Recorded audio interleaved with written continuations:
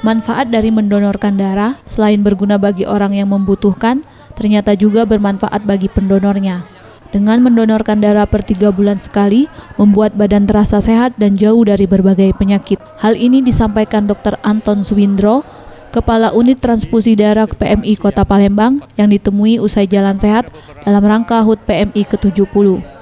Dr. Anton Suwindro menambahkan, dengan rutin donor darah sebanyak 350 cc darah, setidaknya dapat mengganti sel darah merah dan terjadi sirkulasi darah di dalam tubuh, yang dapat membuat badan menjadi sehat dan sistem kekebalan tubuh bertambah.